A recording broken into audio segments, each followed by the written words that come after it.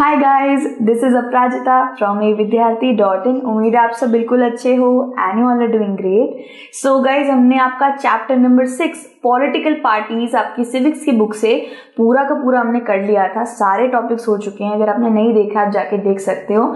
And इसके बाद हम आज इस वीडियो में वही करने जा रहे हैं क्वेश्चन आंसर्स चैप्टर 6 के। ठीक है, सो एक प्रो टिप है यार प्रो टिप जो मैं भी अपने क्लास 10th में यूज करती थी। सो इसके अंदर यार आप में से बहुत से बच्चे हो जो मार्क्स स्कोर करने की कोशिश करते हैं।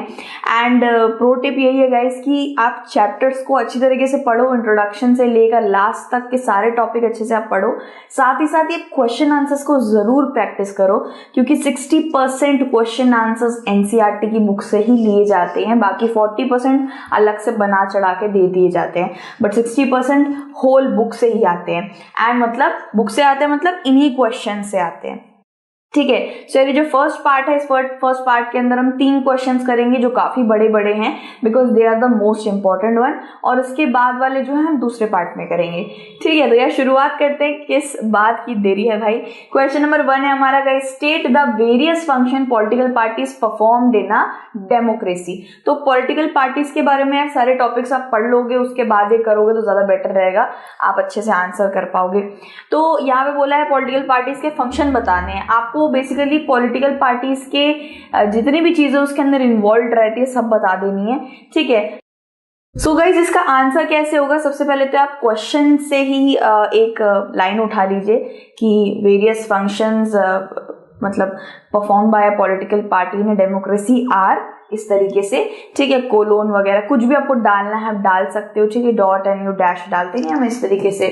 ठीक है, एंड उसके बाद अगर आप पॉइंट वाइज आंसर लिखोगे तो बहुत क्लियर दिखेगा, बहुत अच्छे से आंसर का आपको मार्क्स भी मिलेगा। तो फर्स्ट वाला पॉइंट क्या है इसकी, कैंडिडेट्स पॉलिटिकल पार्टी का क्या होता है, कैंडिडेट्स को आगे करा जाता है इलेक्शन लड़ने के लिए, ये उनका फंक्शन नंबर पहला हो गया। ठीक है, एक पॉलिटिकल पार्टी इलेक्शन लड़ने के लिए और आगे जाके पावर में आने के लिए वो पॉलिटिकल पार्टी बनाती है, सरकार बनाती है। ठीक है, ये सब तो आपको लिखना ही है।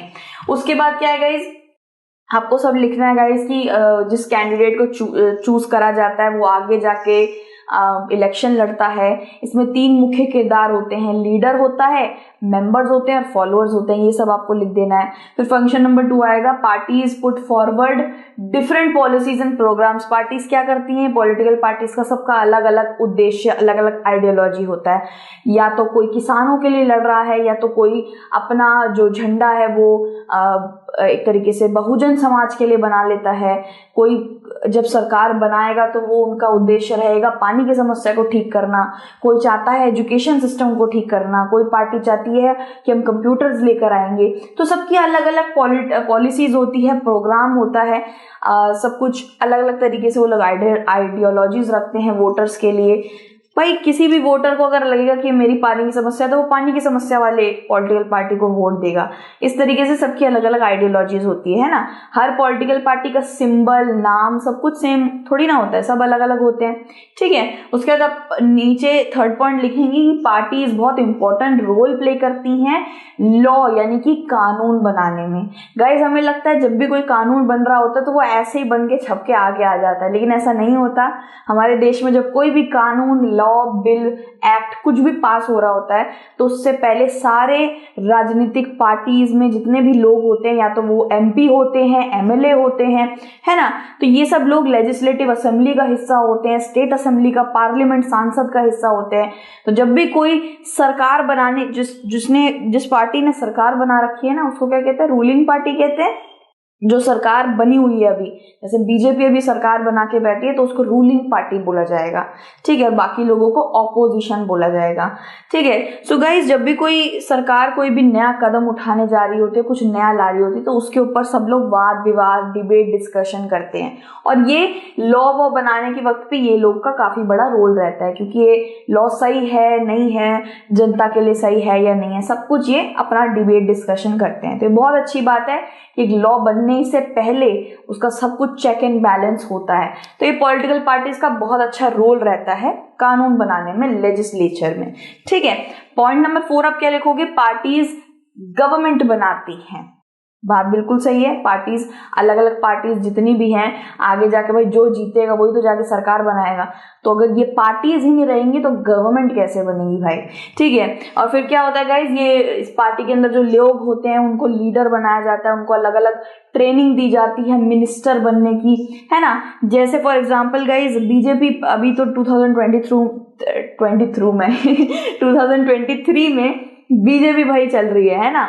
बीजेपी रूलिंग पार्टी है, सरकार बना के बैठी है सेंट्रल गवर्नमेंट में, है ना।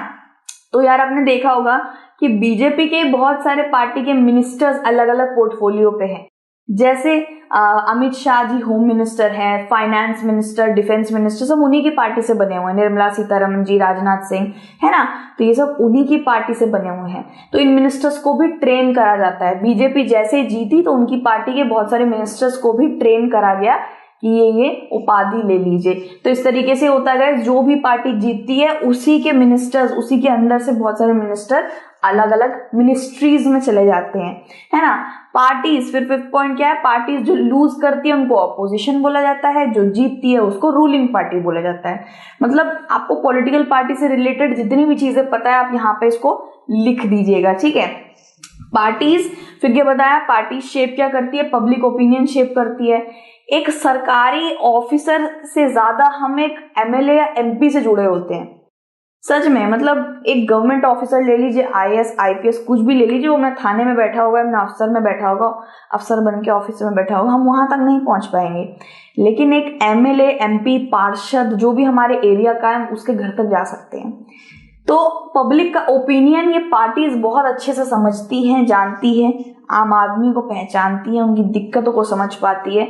सो पब्लिक का साथ देती है, पब्लिक के साथ मोर्चे में शामिल होती है, मूवमेंट्स करती है। हाँ, कुछ कुछ पार्टीज अपने बेनिफिट के लिए ये सब मूवमेंट में उनके साथ शामिल होते हैं उनके साथ सरकार अगली बार हमारी बनेगी, लोगों की नजर में आएंगे कि अरे इस पार्टी ने मदद करी हमारी मूवमेंट में, मोर्चे में।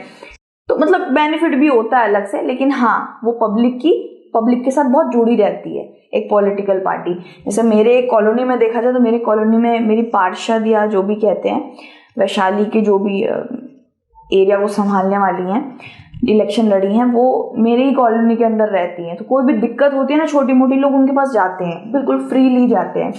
तो they have lack of members all over the country and they play a greater role in influencing the way people think. तो यार इनके एक पार्टी के बहुत सारे मेंबर्स होते हैं और वो अलग अलग देश में अलग अलग जुटे रहते हैं, लोगों को जानते हैं, लोगों की ओपिनियन, राय जानते हैं, लोगों की मदद भी करते हैं, ठीक है। सो इनको बहुत बड़ा ग्रेटर रोल है। पॉलिटिकल पार्टीज हर जगह होनी चाहिए। Parties provide the common man access to government machinery and welfare schemes. अब क्या होता है गाइज, हर वक्त तो सरकार को पता नहीं रहेगा ना कि आम आदमी को क्या दिक्कत हो रही है, आम आदमी को क्या तंगी हो रही है, जो भी नहीं होता है। सरकार को तो बहुत सारे काम होते हैं, इकोनॉमिक ग्रोथ करना होता है, फॉरेन अफेयर्स, फॉरेन मिनिस्टर्स से जाके मिलना रहता है, वॉर हो गया, युद्ध वगैरह ना हो, बहुत सारी चीजें संभालनी पड़ती है एक सरकार को, सिर्फ आम आदमी की समस्याएं नहीं होती। तो ये पॉलिटिकल पार्टीज बहुत मदद करती हैं सरकार को पता करने में, सरकार को बताने में कि भाई तुम्हें ये करना चाहिए, ये वेलफेयर स्कीम निकालनी चाहिए, ये लोगों को पानी की समस्या हो रही है, तुम ये रोजगार निकालो, तुम वो रोजगार निकालो। तो पॉलिटिकल पार्टीज उस सरकार को भी मदद करती हैं, लोगों की राय, लोगों के लिए वेलफेयर स्कीम्स और प्रोग्राम्स को सेटअप करने में और उनको क्या करने में, लागू करने में, ठीक है। It is easier for a person to meet a local party leader than a government officer. ये मैंने पहले बोल दिया गाइस कि गवर्नमेंट सरकारी ऑफिसर से क्या, क्लर्क से भी हम नहीं मिल पाते हैं, लेकिन एक एमपी, एमएलए, पार्षद, इन सबको हम काफी अच्छे से जान पाते हैं। ये तो हमारी गलियों में भी आके यार मोर्चे वोर्चे करवा के जाते हैं, है ना। इसके बाद आएगा क्वेश्चन नंबर 2 गाइस, जो था what are various challenge face by political parties. अब ये जो जितने भी 3 क्वेश्चन में बहुत ज्यादा मार्क्स कैरी करते हैं, एटलीस्ट 3 से 4 मार्क्स कैरी करते हैं, और ये बहुत इंपॉर्टेंट है। ये 3 में से एक ना एक जरूर आता है, ठीक है। तो ये आपका आई थिंक 30% चांस है ये जरूर आए, ठीक है। सो एक क्या क्या चैलेंजेस एक पॉलिटिकल पार्टीज को फेस करना पड़ता है, इसके ऊपर पूरा टॉपिक भी है गाइस, आराम से देख सकते हो, ठीक है। तो यार चैलेंज ये है गाइस, एक पॉलिटिकल पार्टी को क्या फेस करना पड़ता है, इसके ऊपर आप एक ओपनिंग लाइन देंगे और उसके बाद लाइन बाय लाइन लिखते जाएंगे। तो पहला वाला क्या है, लैक ऑफ इंटरनल डेमोक्रेसी। एक पॉलिटिकल पार्टी आगे क्या ही सरकार बनाएगी अगर उसके अंदर ही छेद हो, मतलब उसके अंदर इतनी सारी कमियां हो, है ना। तो गाइज बिल्कुल वैसी बात है कि इंसान दूसरे पे क्या ही लांछन, दूसरे पे क्या ही उंगली उठा रहा है कि उसी के अंदर खराबी हो, खोट हो, ठीक है। सो गाइज एक पॉलिटिकल पार्टी को सबसे पहले अपने इंटरनल चीजें ठीक करनी चाहिए। लैक ऑफ इंटरनल डेमोक्रेसी मतलब कि हर एक मेंबर का रजिस्ट्रेशन होना चाहिए, हर एक मेंबर को राइट टू मतलब बोलने का अधिकार होना चाहिए, उसको हर एक डिसीजन उसको लेना चाहिए। मतलब दो लीडर, एक लीडर और उसका बहुत चहेता लोग बात कर रहे हैं एक दूसरे में और बाकी मेंबर्स को कुछ पता भी नहीं है, नॉलेज नहीं है क्या चल रहा पार्टी में। इस तरीके से थोड़ी ना पार्टी आगे बढ़ेगी, है ना। हर पार्टी के हर मेंबर को पता रहना चाहिए भाई पार्टी में क्या चल रहा है, पार्टी में क्या दिक्कत चल रही है, सब पता रहना चाहिए। You should give a special specific knowledge to everyone, not just 1 or 2 members, ठीक है। सो एक देखा जाए तो ये नहीं रहना चाहिए गाइस कि पार्टी में बस 15 लोग हैं, पार्टी में से 15 लोग में से 3 लोगों को खबर हो रखी है, बाकियों को कुछ नहीं पता। ऑर्गेनाइज्ड मीटिंग्स भी होनी चाहिए हमेशा, ठीक है। और लीडर, आई नो लीडर या मॉनिटर हमारे क्लास में जो भी होता है उसके पास पावर होती है अच्छी खासी, टीचर को जाके हमारी बताएगी, वो नेम्स बता देगी टीचर को, तो टीचर हमें सच में मारेगी। पार्टी के बिल्कुल ऐसे पार्टी में भी होता है कि लीडर के पास काफी पावर होती है, लेकिन लीडर को समझना चाहिए कि सिर्फ मैं जो डिसीजन दे दूं उसी को मान लो, ऐसी वाली बात नहीं। डिसीजन पे पहले बातचीत होनी चाहिए, मीटिंग ऑर्गेनाइज करनी चाहिए, सब एक दूसरे में डिसीजन लेना चाहिए, ठीक है। हर मेंबर रजिस्टर्ड होना चाहिए, सबको एक एक बार लीडर बनने का हक भी होना चाहिए, इंटरनल इलेक्शन भी होने चाहिए, ठीक है। पार्टी के अंदर भी इलेक्शन होने चाहिए, ठीक है। जैसे जिसका सबसे ज्यादा वोट होगा, जिसका सबसे ज्यादा पर्ची होगा वो मेंबर बन जाएगा, जिसका सबसे ज्यादा पर्ची होगा वो लीडर बन जाएगा। इस तरीके का कोई भी तरीका आप आजमाइए जिससे सिर्फ एक ही पर्सन लीडर ना बन के रहे, बाकियों को भी अवसर मिलता रहे। दूसरा क्या है गाइस, डायनेस्टी सक्सेशन। एक पार्टी को क्या दिक्कत आती है वो ये है गाइस कि जिसका चुनाव चिन्ह आपको दिख रहा है उसी का बता देते हैं भाई, कांग्रेस पार्टी, ठीक है। कांग्रेस पार्टी में मैं कोई खोट वोट नहीं निकाल रही, बस ये मैंने बचपन से नोटिस करा है, जितने भी गांधीयंस है ना वही बड़ी बड़ी पोजीशन में ऊपर दिखते हैं, बाकी मुझे आज तक कोई ऊपर आते हुए नहीं दिखा। जैसे राहुल गांधी, सोनिया गांधी, राजीव गांधी, इंदिरा गांधी, नेहरू जी, ये सब गांधीयंस थे। आई नो इनमें से बहुत सारे लोग थे जो बहुत अच्छे थे, अपना काम बहुत अच्छी तरीके से करके गए हैं and even passed away also. लेकिन ये चीज मैंने देखी कि गांधी जी हमेशा ऊपर टॉप मोस्ट पोजिशंस में मुझे दिखे हैं, बाकी कोई और मेंबर या कोई और पर्टिकुलर पर्सन उस जगह पे आके मुझे ज्यादा नहीं दिखा है। तो डायनेस्टी सक्सेशन का मतलब होता है कि मैं प्रधानमंत्री हूं और मेरे बाद मेरा बेटा बन जाए प्रधानमंत्री, जबकि मेरे बेटे को थोड़ी सी भी सूझबूझ नहीं है कि सरकार कैसे चलाते हैं, लेकिन मैं प्रधानमंत्री थी, उसकी मम्मी प्रधानमंत्री थी, मैं वो भी बन गया भाई। ये होता है डायनेस्टी सक्सेशन, ठीक है। बता दूं मेरा बेटा नहीं है, ठीक है, वरना फिर आप लोग बोलो मैम बेटे का नाम क्या है ठीक है। सो गाइज अभी तो मैं खुद किसी की बेटी हूँ, तो देखा जाए तो ये डायनेस्टी सक्सेशन बहुत खराब होता है। एक ऐसा पर्सन जिसको कोई ना सूझबूझ है ना कोई पॉलिटिक्स कुछ नहीं, बस उसकी मम्मी पापा चाचा चाची कोई प्रधानमंत्री थे, उस पद पे थे, तो उनके मरने के बाद, उनके हटने के बाद उसको डायरेक्टली मिल गया, without any skill, without any मेहनत उसको ऐसे मिल गया। और बाकी लोग क्या लल्लू बैठे हैं, बाकी लोग मेंबर्स ये सोच रहे होंगे यार हमारी क्या गलती है, ठीक है, हमें भी तो ऊपर आने का अधिकार है, हम भी तो मेहनत करते हैं।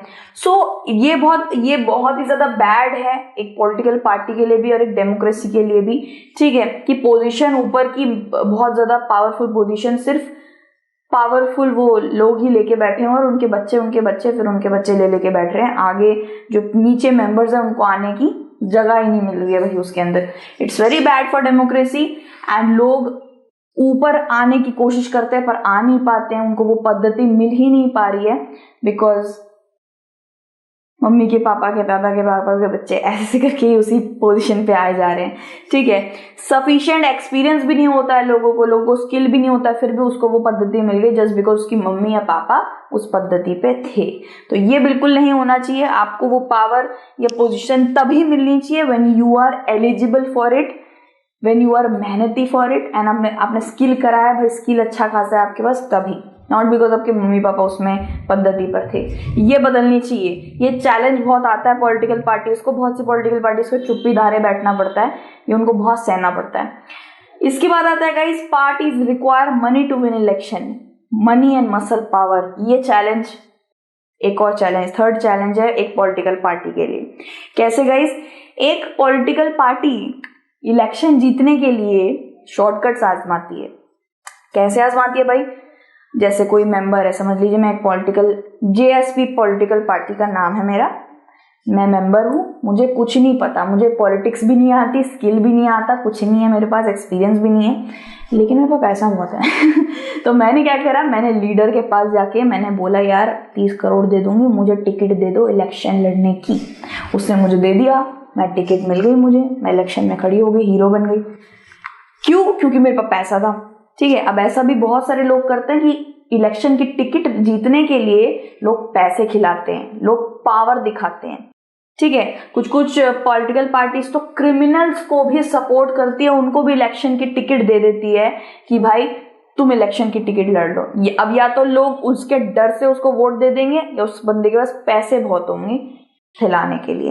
तो ये बिल्कुल गलत बात है कि मनी और मसल पावर का इस्तेमाल करा जा रहा है लोगों को इलेक्शन जीतने के लिए या एक पॉलिटिकल पार्टी के अंदर। ये बिल्कुल नहीं रहना चाहिए।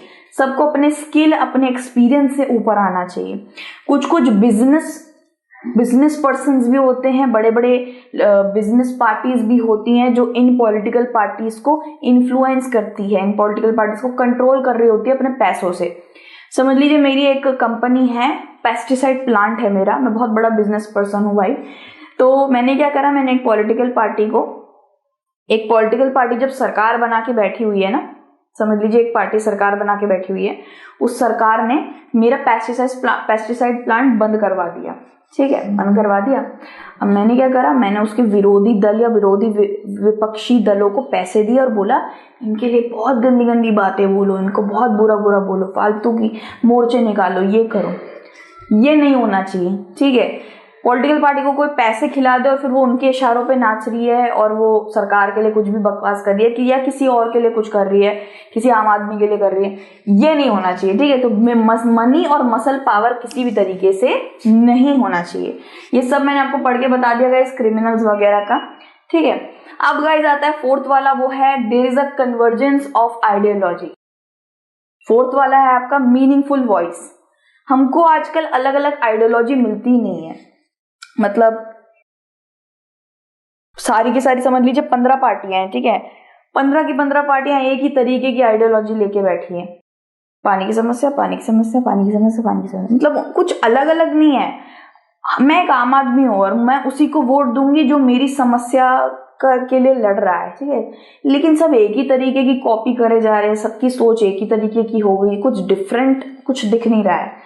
मैं एक थाली के अंदर आपको एक पराठा दूं और 15 कटोरी दही दे दूं तो आप तो एक ही कटोरी से दही खा के छोड़ दोगे ना, है ना। मतलब 15 की 15 वेस्ट जाएंगी क्योंकि सारे में दही भरी हुई है। वही बात है गाइस कि सारी चीजें सेम होगी तो डिफरेंट कैसे मिलेगा? हमको कोई चॉइस मिल ही नहीं रही है, सब कुछ ही सेम चला जा रहा है। किसी की भी आइडियोलॉजी अलग नहीं हो रही है आजकल, कोई अलग तरीके की कोई नई नई चीजें ही नहीं लेकर आ रहा है। ठीक है, so people who want vastly different ideas to come to the forefront have options open to them. तो अलग अलग ऑप्शंस होने चाहिए आम आदमी के पास कि अरे वो कंप्यूटर दे रहा है, अगर वो सरकार बनाएगा तो कंप्यूटर्स देगा, अगर वो सरकार बनाएगा तो एजुकेशन में मदद करेगा, अगर वो सरकार बनाएगा तो वो इकोनॉमिक ग्रोथ बूस्ट करेगा, वो सरकार बनाएगा तो वो पानी की समस्या दूर करेगा। इस तरीके के अलग अलग आइडियाज होंगे तो हमारे पास भी बहुत सारी चॉइस रहेगी, लेकिन अब वो मिलती नहीं है। अब पॉलिटिकल पार्टीज अलग अलग आइडियोलॉजीज नहीं लेकर आती है, फिक्की हो गई है तो this was the fourth challenge. इसी तरीके के और भी चैलेंजेस हैं और ये आपको लिखने हैं। ठीक है, 4 तो मैंने बता ही दिए, 4 में 4 मार्क्स आ जाएंगे भाई। अब क्वेश्चन नंबर 3 क्या है गाइस? क्वेश्चन नंबर 3 है suggest some reforms to strengthen party so that they perform their functions well. ऐसे कुछ सजेशंस देने हैं जिससे एक पॉलिटिकल पार्टी और भी तरीके से अच्छे से काम कर पाए। ठीक है, रिफॉर्म का मतलब मैंने बताया था ना गाइस, एक कोई पर्टिकुलर रिफॉर्म मतलब कोई पर्टिकुलर ग्रुप, कंट्री जो भी ले लो, अपने काम से और अच्छा काम कर पाए, बेटर काम करे। दिस इज कॉल्ड रिफॉर्म, मतलब जैसे काम करे उसे बेटर करे, रिफॉर्म। तो ऐसे क्या सजेशन देंगे भाई एक पॉलिटिकल पार्टी को कि वो बढ़िया काम करे? So first one is register of its member. एक पॉलिटिकल पार्टी अगर सारे मेंबर्स का रजिस्ट्रेशन अच्छे से करती है, हर एक मेंबर को डिसीजन मेकिंग में लेती है, हर एक मेंबर को अटेंटिव बनाती है, हर एक मेंबर को एक तरीके से मतलब स्किल एक्सपीरियंस के तौर पर लेती है, तो एक पॉलिटिकल पार्टी बहुत आगे जाएगी। नॉट जस्ट वो फूफी का लड़का है, वो एमपी का फूफी का लड़का है, उसको ले लीजिए, इंजीनियर है तो क्या हुआ, कोई बात नहीं, उसको पॉलिटिक्स का ज्ञान नहीं है, हम सिखा देंगे, आ जाओ आ जाओ। नहीं, जिसको पॉलिटिक्स का ज्ञान है उसी को लेना चाहिए। मतलब पूरी तरीके से एक पॉलिटिकल पार्टी में हर चीज प्रोसेस वाइज चलनी चाहिए, रजिस्ट्रेशन, बिजनेस में ऑर्गेनाइज मीटिंग्स, सब कुछ। ठीक है। Political party should have an independent authority. दूसरा ये आता है गाइस कि एक पॉलिटिकल पार्टी में सिर्फ एक ही लीडर को सारे राइट हों डिसीजन लेने के, हुक्म चलाने के, भाई ये नहीं होना चाहिए। एक पॉलिटिकल पार्टी में हर एक मेंबर को बोलने का अधिकार देना चाहिए, इंडिपेंडेंस देनी चाहिए, उसको एक जज की तरह बना दीजिए कि भाई जो भी दिक्कत है आपके पास भी पावर है, यानी कि सिर्फ लीडर लीडर लीडर। कोई भी पार्टी में झगड़ा हो रही है, डिस्प्यूट हो रहा है, भाई सारे मिलकर सुलझाएं उसको तो ज्यादा बढ़िया है। ठीक है। ओपन इलेक्शंस होने चाहिए, यानी कि एक ही लीडर 15-15 साल से एक पार्टी को चला रहा है, बाकियों को भी मौका मिलना चाहिए, तो एक दूसरे में इलेक्शन करो जिससे और भी लोग आ पाए। ठीक है। पार्टी के अंदर ही हाईएस्ट पोस्ट के लिए अलग से इलेक्शन होने चाहिए, सब कुछ ये एक पार्टी के अंदर होना चाहिए, जिससे पार्टी और भी बढ़िया निखर के आएगी। ठीक है। एक पार्टी के अंदर अगर मैं सिर्फ अपने चाहने वाले या फिर अपने बहुत ज्यादा करीबों को ही मैं मौका देती रहूं और इन्हीं की बात सुनती रहूं, बाकी लोग जल बुझ जाएंगे, बाकी लोग मुझको नफरत करने लग जाएंगे, पार्टी छोड़ के भाग जाएंगे, और पार्टी इसी तरीके से टूटती है गाइस, जब कोई भी चीज ढंग से नहीं चल रही होती, जब इक्वालिटी नहीं मिलती है। ठीक है। So it should be made mandatory political parties के लिए कि वो वुमेन्स को भी टिकट दे इलेक्शन लड़ने के लिए। वुमेन कैंडिडेट्स भी 1/3 पॉलिटिकल पार्टी में सीट्स उनकी रजिस्टर्ड होनी चाहिए। ठीक है। तो इससे पार्टी बहुत अच्छी चलेगी। एक मैन एक वुमेन का कॉम्बिनेशन बहुत अच्छा होता है गाइस। एक पार्टी को चलाने के लिए दोनों जरूरी हैं और बहुत बड़ा रोल अदा करते हैं। ठीक है। हमारा कंट्री ले लो या पूरे के पूरे वर्ल्ड को ले लो, वुमेन्स की पॉपुलेशन भी और मेंस की पॉपुलेशन भी है ना, तो दोनों की सोच जरूरी है। अगर एक सरकार बनाना है, जीतना है ना उसे, तो दोनों ही मदद करेंगे उस पार्टी को जीतने के लिए, not just man. Okay. So guys ये आ गया हमारा। इसके बाद क्या है, ये और क्या सजेस्ट कर सकते हैं हम कि एक पार्टी को क्या करना चाहिए, ये मैंने आपको बता दिया। एक डिसीजन मेकिंग में वुमेन्स को होना चाहिए, वुमेन्स को पूरी तरीके से पॉलिटिकल पार्टी में डालना चाहिए। अब क्या है गाइज, और है स्टेट फंडिंग। ठीक है। पार्टीज, जितनी भी पॉलिटिकल पार्टीज हैं, सारे इलेक्शन जीतने के लिए अपने जेब से पैसा डालती हैं। ठीक है। बहुत सी ऐसी पार्टीज हैं, राजनीति में घुसने के लिए पैसा तो बहुत चाहिए यार। ठीक है। तो गवर्नमेंट है ना, जो सरकार, उसको पार्टीज को पैसा देना चाहिए। देखिए कुछ लोग होते हैं गाइस जो राजनीति में आना चाहते हैं अच्छी सोच के साथ, अच्छे नेतृत्व के साथ, लोगों का भला करना चाहते हैं, लेकिन वो राजनीति में एंटर नहीं हो पाते क्योंकि उनके पास पैसा नहीं है। मोर्चा करने के लिए, बैनर लगाने के लिए उनके पास पैसा ही नहीं है। सो गाइस गवर्नमेंट को पॉलिटिकल पार्टीज को पैसा देना चाहिए जिससे वो इलेक्शन सपोर्ट कर पाए, जिससे वो आगे जाके लोगों का भला करने का सोचें। ठीक है। सिर्फ और सिर्फ रिच और कपटी लोग ही आके पॉलिटिकल पार्टी बनाते गए, हमारे पास भी चॉइस नहीं होगी, हमें उनको ही देना पड़ेगा वोट, है ना। सो गरीब लोग जो होंगे, जिनके पास ज्यादा पैसे नहीं है, वो लोग भी इलेक्शन लड़ पाएंगे क्योंकि सरकार उनको सपोर्ट करेगी। ठीक है। सो एक्सपेंसेस सरकार से जरूर मिलने चाहिए, स्टेट गवर्नमेंट से एक्सपेंसेस मिलने चाहिए या काइंड मिलना चाहिए, जैसे कि पेट्रोल में मदद कर दी उन लोगों ने, पेपर, न्यूज़पेपर में मदद कर दी, टेलीफोन, ये छोटी मोटी चीजों में अगर आप एक पॉलिटिकल पार्टी की मदद कर दोगे तो भी बहुत बड़ी बात है। ठीक है। सो ये चीज होनी चाहिए कि आपको स्टेट गवर्नमेंट को फंडिंग देनी चाहिए इलेक्शन के लिए पॉलिटिकल पार्टीज को। ठीक है। इसके बाद क्या है गाइस, जैसे हमने बोला टेलीफोन हो गया, उनको पेपर हो गया, न्यूज़पेपर वगैरह में गाइडलाइन वगैरह छपनी चाहिए, बहुत चीजें होती हैं। सो हर तरीके से उनको मदद मिलेगी, थोड़ी सी तो मदद मिल जाएगी एटलीस्ट। जो नीचे वर्ग के लोग हैं जिनके पास पैसे नहीं हैं या जो पॉलिटिक्स में आना चाहते हैं but they don't have that much fund, तो उनको मदद मिल जाएगी सरकार से, तो बहुत अच्छा होगा। These reforms will strengthen party and the performance will improve.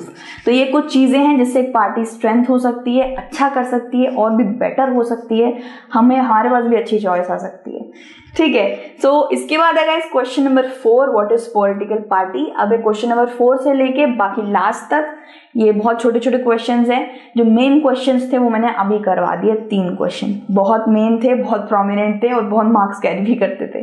ठीक है, तो ये क्वेश्चन हम करेंगे दूसरे पार्ट में, दूसरे पार्ट को भी जरूर देखिएगा बिकॉज वो भी इंपॉर्टेंट है, लेकिन जो मार्क्स कैरी करते हैं वो यही थे। ओके, सो दूसरे वीडियो में मिलते हैं। टिल देन अपना ध्यान रखिएगा and God bless you everyone. Take care and जय हिंद, बाय बाय।